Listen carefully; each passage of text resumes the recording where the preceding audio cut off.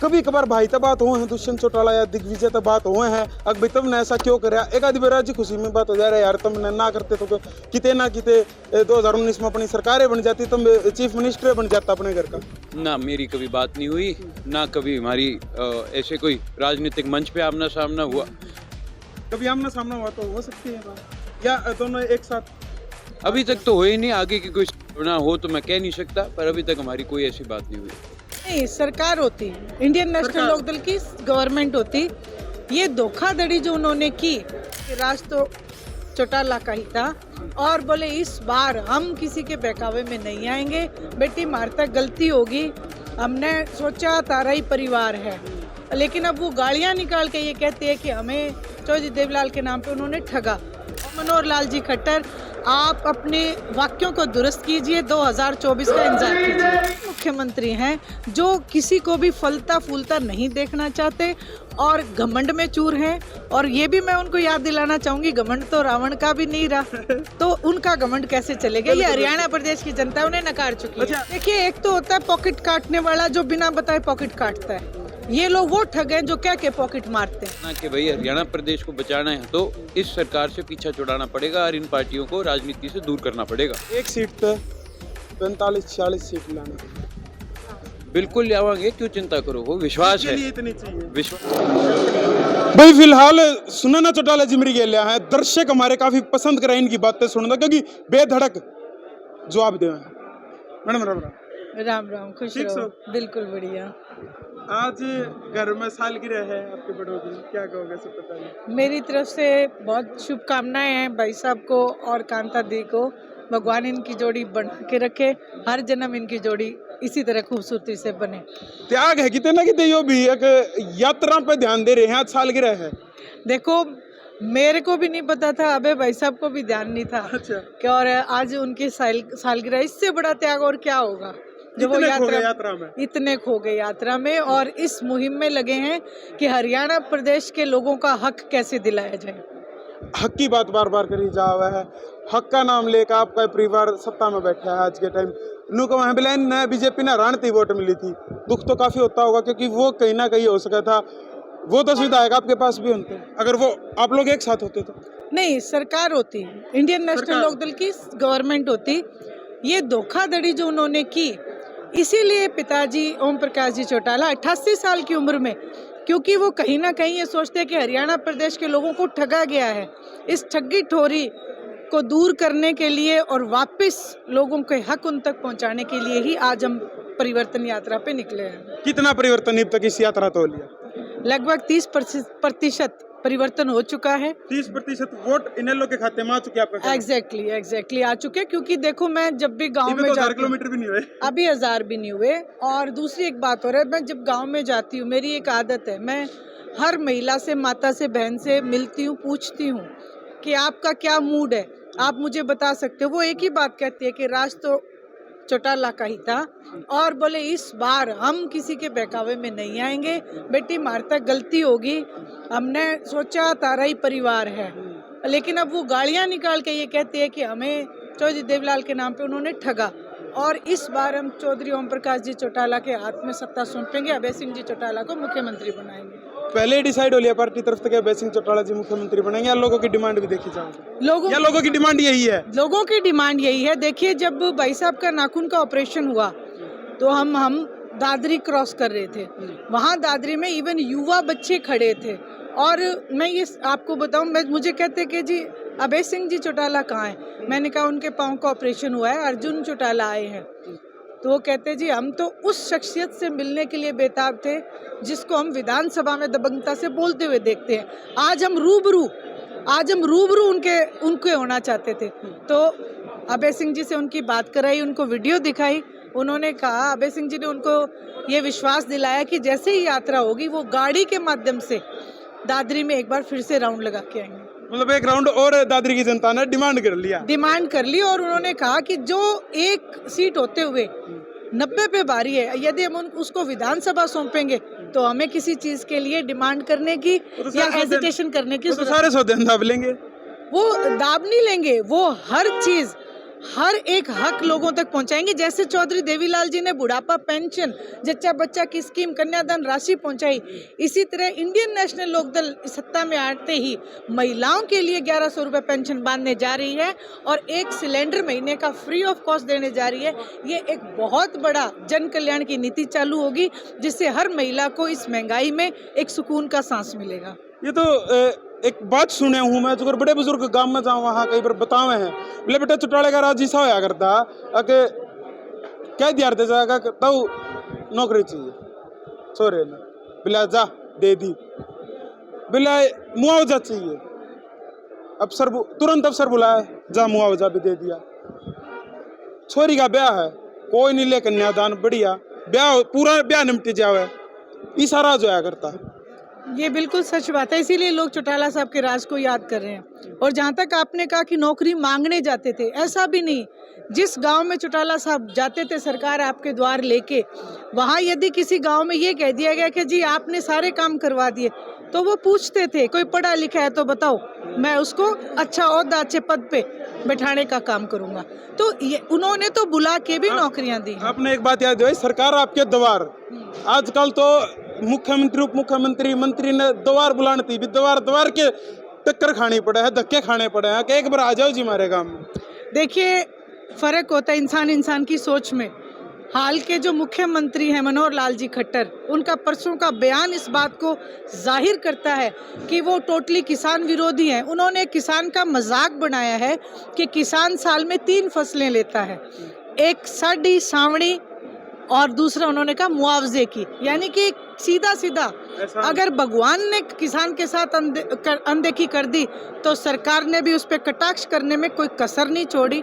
इसलिए मैं यही कहूँगी मनोहर लाल जी खट्टर, आप अपने वाक्यों को दुरुस्त कीजिए, 2024 का इंतजार कीजिए। मैडम एक आखिरी प्रश्न, जिस हिसाब से बोलते हुए हैं खट्टर साहब, चलो मानस पे गलती होया करे, लेकिन बार बार या गलती होना नु क्या करे, गलती हो रहा है एक बार बार तो गलती जानबूझ कर करी जाओ। कदे नु कह दे जेल में जाओगे नेता बनोगे, जब कदे नु कह दे हैं किसान का मुआवजे की का मतलब फसल है, ये तो नुकसान है। वो ये भी कहते हैं, उन्होंने कश्मीरी कन्याओं पे एक बयान दिया था, उसके बाद उन्होंने किसानों पे बयान दिया, उसके बाद उन्होंने सरपंचों को चोर बताया। ये उनकी मंशा, हर आदमी जो बोलता है उसकी मंशा जाहिर होती है। ऐसे मुख्यमंत्री हैं जो किसी को भी फलता फूलता नहीं देखना चाहते और घमंड में चूर हैं।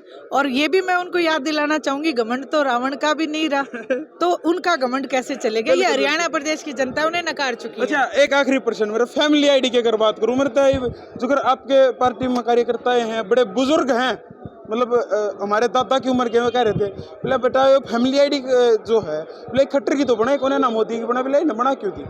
देखिए एक तो होता है पॉकेट काटने वाला जो बिना बताए पॉकेट काटता है, ये लोग वो ठग हैं जो क्या के पॉकेट मारते हैं।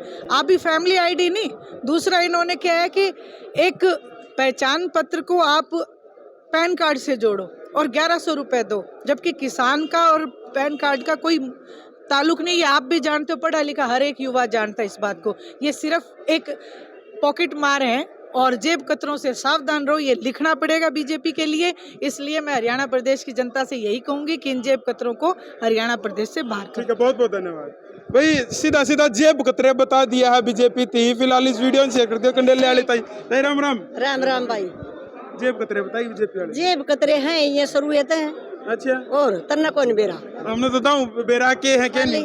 पहले इन किसाना की जेब कतरी, मजदूर की कतरी, सरपंचा का पाछा पड़ लिए। ये हैं किसके रही है तो मोडे हैं, मोडे मोडे न दबावांगे। ठीक है, फिलहाल वीडियो शेयर कर दियो। थारा के कुछ कहना कमेंट में बता दियो। क्या मेरे के लिए भैया नमस्ते। नमस्कार। ठीक हो? बढ़िया, बिल्कुल राजी खुशी बहुत। आज और ज्यादा खुश लगो आप मैंने, क्योंकि आज आपके वैसे तो नेता हैं, लेकिन आपके फादर साहब और आपकी माता जी की वेडिंग एनिवर्सरी भी है। बिल्कुल एनिवर्सरी भी है, लेकिन खुशी उससे ज़्यादा इस बात की है कि कल गोची गांव में जब हमारी यात्रा पहुंचेगी तो 1000 किलोमीटर हमारी यात्रा के पूरे हो जाएंगे। तो आज इस बात को लेकर के सभी साथियों में जोश है, उत्साह है। अच्छा भैया, आप तो यात्रा करने लग रहे हो, चुपचाप अपने चाल पड़े, नून मेवात का गुड़गांव में का सारा घूम लिए। ये सरकार वाले आपके भाई भी बैठे हैं, मन सुनिए इनके पाए तले की धरती लिकट रही है। तो इस बात की जानकारी आपके पास मेरे से ज़्यादा है, आप ज़्यादा जनता के बीच में जाते हो। अब हम तो अपना काम कर रहे हैं और साइलेंट किलर का काम कर रही है इनेलो कहीं ना कहीं। चलो ये तो जैसा जनता हमारे को इस बात के लिए मानेगी वो जनता का फैसला है, पर हमारा काम है आज मेहनत करना और जनता के बीच में जाकर के इस बात को जागरूकता को लाना कि भाई हरियाणा प्रदेश को बचाना है तो इस सरकार से पीछा छुड़ाना पड़ेगा और इन पार्टियों को राजनीति से दूर करना पड़ेगा। थोड़ा सा पर्सनल क्वेश्चन पूछ सकता हूँ? राजनीति से लेकर के जो राजनीति से थोड़ा सा पारिवारिक हो गया तो फिर वो कुछ हाँ राजनीति कभी कभार भाई तब बात हुए हैं दुष्यंत चौटाला या दिग्विजय तब बात हुए हैं अकबर तुम ने ऐसा क्यों कराया एक आधी बार खुशी में बात हो जा रहा है यार तुमने ना करते तो किते ना किते 2019 में अपनी सरकारें बन जाती तुम चीफ मिनिस्टर बन जाता अपने घर का।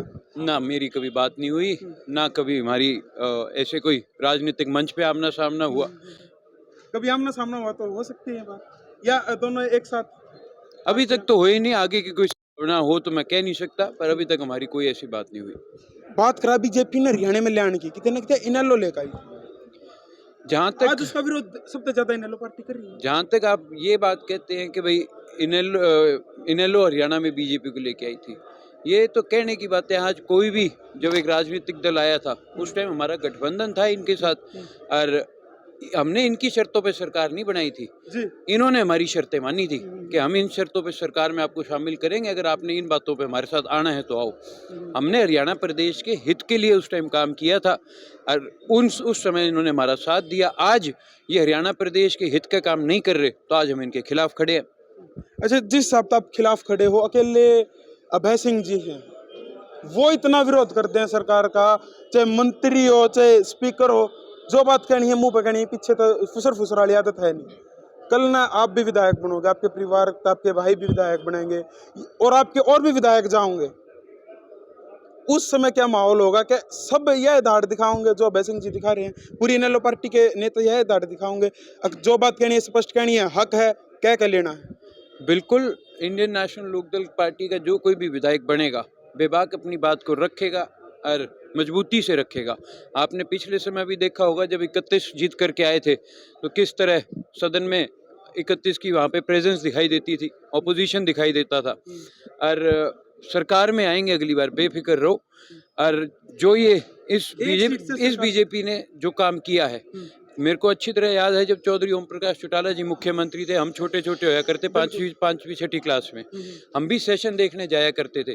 उस समय जो सेशन चला करते थे वो 10-10, 15-15 दिन के होते थे। हर विधायक को अपनी बात रखने का मौका दिया जाता था, खुला समय दिया जाता था। इन्होंने तो आकर के उस समय को आज 2 दिन 3 दिन में समेट करके रख दिया और उसमें भी आधे दिन में जो कोई ज्यादा विधायक अपनी बात रखे उसको नेम करके बाहर कर देते हैं। तो हम तो यही चीज वापस लेकर के आएंगे कि भाई दोबारा 10-10, 15-15 दिन के, 20-20 दिन के सेशन हो। राजस्थान में भी आज के दिन अगर देखो आप तो 1-1 महीने सेशन चलता है, चलो वो बड़ी स्टेट है, पर हरियाणा में भी वही समय दोबारा लेकर के आएंगे। एक सीट पे 45-46 सीट लाना, बिल्कुल लावांगे, क्यों चिंता करो, वो विश्वास है, इतनी चाहिए, विश्वास है, अकेले बिल्कुल है, लटकट जाएगा, करेंगे, लटकटेगा, बिल्कुल करेंगे, बेफिक्र होकर। कार्यकर्ताओं के लिए एक संदेश बस यही है कि मजबूती से मेहनत करें। अपने जो कोई पुराने साथी दोबारा आपसे जुड़ना चाहे उनको जोड़ो पार्टी के अंदर, और हरियाणा प्रदेश के हित के लिए हमारा फर्ज बनता है अब 1.5 साल तक मेहनत करना और जनता के बीच में रहना। बहुत बहुत धन्यवाद। फिलहाल करण चौटाला मेरी गलिया थे और जितने कार्यकर्ता हो फिलहाल देख को एक खुशी मनाते हुए फिलहाल नजर आने लग रहे हैं, क्योंकि इनके नेता अभय सिंह जी की आज सालगिरह थी। जी क्या कहोगे? हम ये कहना चाहते हैं, आप करो हरियाणा की बात, हम सेंटर की लेवल के आदमी हैं। अच्छा। सेंटर तो ही हमारा बिना सरकार नहीं बनेगी। अच्छा। और रही बात सदा मान सम्मान वर्कर को यहाँ मिला न कभी नहीं मिले। आप कह रहे हो 45 में सरकार बनाओगे, आप देखना हम क्या करेंगे। वर्कर कभी जेब में रह पेंड लगा रहो, दस्तक करके नौकरी दिवाने का काम करेंगे। अच्छा। हाँ। पहले जेल जा लिए जेल तो फिर बिक जाएंगे। अच्छा। और बोल कोई चिंता नहीं। ठीक है जी, चाहे बहुत फांसी टूटना पड़ो। बहुत धन्यवाद। फिलहाल इस वीडियो ने शेयर कर दिया, आपका इसका कमेंट कर बता दिया। राम राम, जय जय भारत, जय जवान, जय किसान, जय भगत सिंह।